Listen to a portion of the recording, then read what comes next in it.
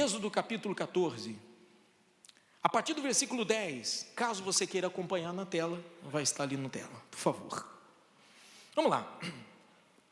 Quando o faraó se aproximava, os filhos de Israel levantaram os olhos, olha o perigo dos olhos, levantaram os olhos, e eis que os egípcios marchavam atrás deles, pelo que tiveram o que, gente? Muito medo. Uma coisa é ter medo, outra coisa é muito medo. Tiveram muito medo os filhos de Israel, e clamaram ao Senhor, e disseram a Moisés: foi porque não havia sepulcros no Egito, que de lá nos tirastes para morrermos neste deserto? Por que nos fizeste isto, tirando-nos do Egito? Não é isto o que te dissemos no Egito? Deixa-nos que sirvamos aos egípcios, pois melhor nos fora servir aos egípcios do que morrermos no deserto. E olha a resposta de Deus através da boca de Moisés. Moisés, porém, disse ao povo, leia em voz alta comigo: não temais, estai quietos e vede o livramento do Senhor, que Ele hoje vos fará, porque aos egípcios que hoje vistes, nunca mais tornareis a ver. E o próximo versículo diz: o Senhor pelejará por vós, e vós vos calareis. Diga graças a Deus. Já vou continuar a leitura, mas eu quero que você entenda que não importa a situação que você está enfrentando, confie em Deus. Qual era o cenário do povo de Israel? Eles estavam felizes porque tinham conseguido a liberdade, 400 e tantos anos de escravidão. Deus, com mão forte, libertou o povo de Israel, e eles já estavam indo rumo à terra prometida. Só que Faraó libertou o povo de Israel porque ele estava muito abalado com tantos problemas que vieram sobre o Egito. Quando caiu a ficha em Faraó, e ele viu que ele tinha acabado de liberar a mão de obra todinha do Egito, porque os hebreus eram a mão de obra do Egito. E se você tira a mão de obra, o que acontece com a economia do país? Vai lá embaixo. Quem é que vai trabalhar? Então, quando caiu a ficha e Faraó pensou: caramba, eu liberei a mão de obra e agora o Egito vai afundar. Não, eu tenho que ir atrás deles de volta. Se você ler um pouquinho antes, você vai ver que Faraó pegou 600 carros, colocou seus capitães, e pegou todos os carros e todos os soldados do Egito, e foi atrás do povo de Israel. Quando o povo de Israel viu aquela cena foi um impacto muito grande.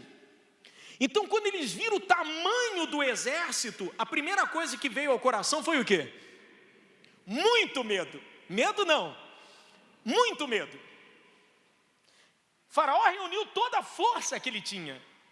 E você já notou que quando o mal se levanta contra você, contra mim, ele não se levanta para brincar, não.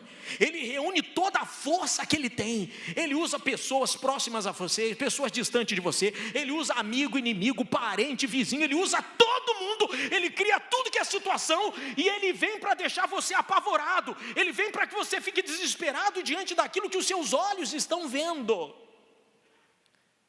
Então olha a fórmula do fracasso. Tudo começa com os olhos. Eles viram o tamanho do exército, ficaram com medo do tamanho do exército, muito medo. Por causa do medo, eles ficaram inquietos, agitados, desesperados, ansiosos. E quando você está desesperado, você fala besteira. Repito a fórmula do sucesso.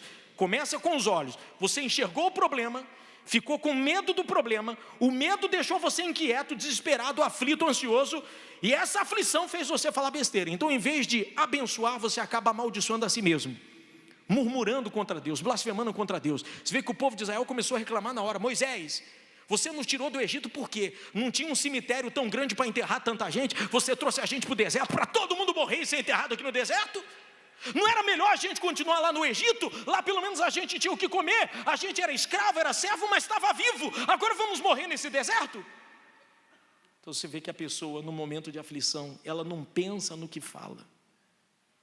Eles acabaram de esquecer todas as maravilhas que Deus acabara de fazer na terra do Egito. Verdade ou mentira? Deus, para combater isso, Ele teve que criar a fórmula do sucesso. Se por um lado o mal está trabalhando com os olhos, e os olhos estão trazendo medo, e o medo está trazendo inquietação, e a inquietação está fazendo o povo falar o que não deve, então preciso criar uma situação para reverter este quadro. Moisés vai lá e fala para o povo o seguinte, lá no versículo 13, coloca aí para mim de volta, por favor, meu amigo. 13, versículo 13, por favor. Não precisa colocar não, eu leio para você. Moisés, porém, está aparecendo já aí? Disse ao povo: não temais, estai quietos e vede o livramento do Senhor. Não temais, estejais quietos e vede o livramento do Senhor. Ora, Jesus nos deu uma dica lá em Mateus 6, 22. São os olhos a lâmpada do corpo. Se os teus olhos forem bons, seu corpo vai estar iluminado. Se os teus olhos forem maus, seu corpo vai estar mergulhado em trevas. Então é como se ele dissesse assim: olha, a maneira que você enxerga as coisas não é o olho físico, é a sua visão. A sua visão ou traz luz para a sua vida, ou traz trevas. Então o que Deus fez para reverter a situação? Ao invés deles enxergarem o tamanho do exército, eu preciso fazer eles enxergarem como vai ser a derrota desse exército. Ao invés de enxergar o tamanho do problema, eu preciso fazer eles enxergarem como que este problema vai cair por terra. Então Moisés vai lá e fale para eles que os egípcios que eles estão vendo vão afundar como chumbo no mar, e nunca mais eles vão ver esses inimigos. Então Deus fez, ao invés de enxergar o problema, enxergar a solução. Ouça, vê se a pessoa do seu lado está acordada, por favor, que ela não pode perder isso de jeito nenhum. Olha para ela e vê se ela está acordada. Acorde ela gentilmente, por favor. Então, quando a gente fala de memória, nós estamos falando de tudo que aconteceu em nossa vida no passado. Então tudo que aconteceu está onde? Na sua memória, sejam coisas boas ou ruins, estão na memória. Quando a gente fala de imaginação, nós estamos falando daquilo que ainda vai acontecer. Então ouça, o diabo trabalha com a memória, Deus trabalha com a imaginação. O diabo trabalha lembrando você do seu passado, Deus trabalha fazendo você olhar para frente e imaginar um futuro diferente. Então Deus fez o povo imaginar todo aquele exército caindo por terra. Uma vez imaginando o problema caindo, o medo também caiu. A inquietação acabou e automaticamente não havia murmuração. Houve um cântico de vitória, que é o capítulo 15, é um cântico de vitória. Então se a fórmula do fracasso é olhar para o tamanho do problema, ficar com medo, ficar inquieto e a inquietação falar besteira, a fórmula do sucesso é imaginar a sua vitória. Imaginar como esse caminhão de problemas vai cair por terra. E uma vez imaginando a vitória, o medo já não faz parte da sua vida. Sem medo não há inquietação, agitação, ansiedade. E sem ansiedade você não fala besteira. Você começa a profetizar o seu futuro e a sua vitória.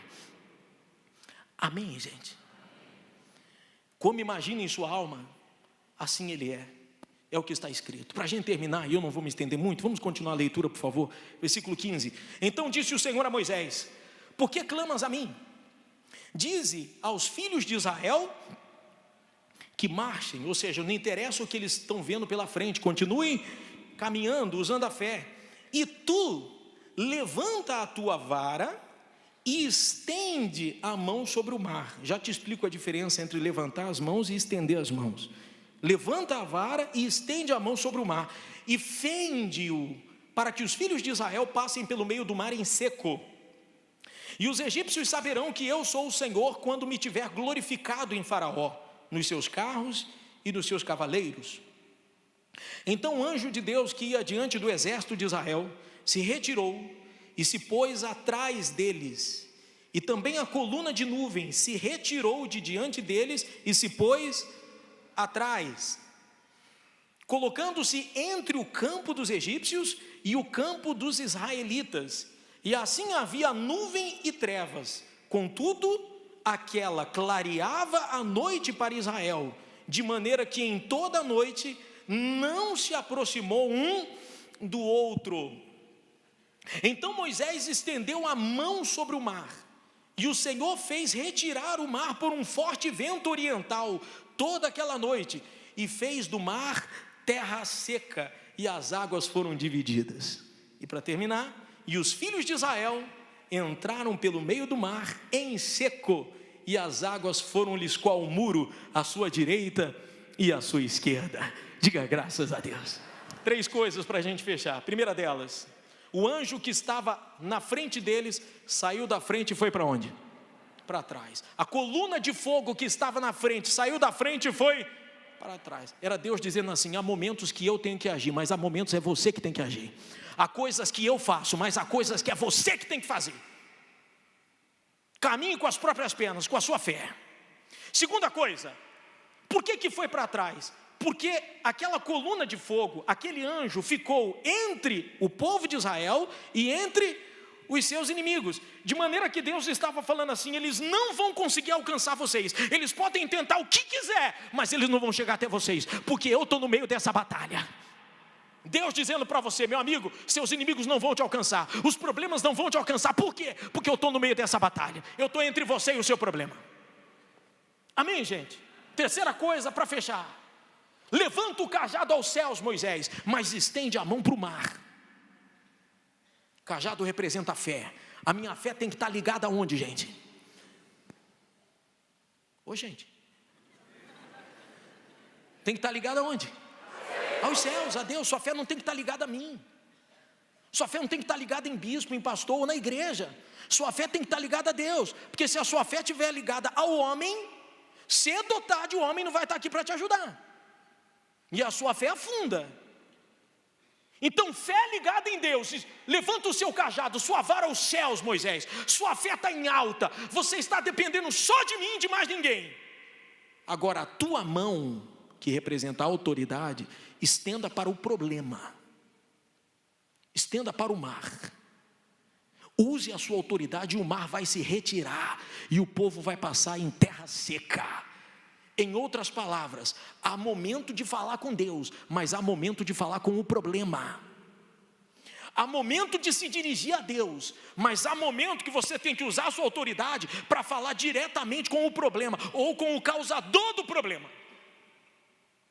Quando eu atendo empresário e geralmente começa a falar das dificuldades, a primeira coisa que eu pergunto é a seguinte: vem cá, como é que você ora pela sua empresa? Como é a sua oração? Quem é que abre a empresa? Ah, sou eu. Então vem cá, quando você abre lá a empresa, qual é a sua oração? Alguns falam assim: eu não oro.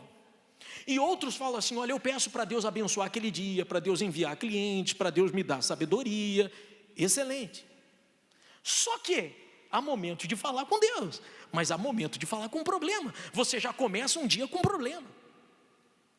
Então, antes de você se referir a Deus, estenda a tua mão e ordene que aquele problema que está diante de você caia por terra. Ordene que o mal que está trancando aquele contrato caia por terra. Ordene que o mal que está amarrando aquele cliente caia por terra. Ordene que aquela pessoa que quer o seu fim venha cair por terra e ser envergonhada. Então você estendeu a mão para o problema, usou a sua autoridade. Depois você sim vai falar: meu Deus, agora o caminho está livre, o Senhor pode fazer a diferença. Abre o mar, meu Deus, em nome de Jesus, multiplica minhas vendas, multiplica o lucro, multiplica o faturamento, multiplica a sabedoria, faz acontecer um milagre, aquela causa na justiça vai sair.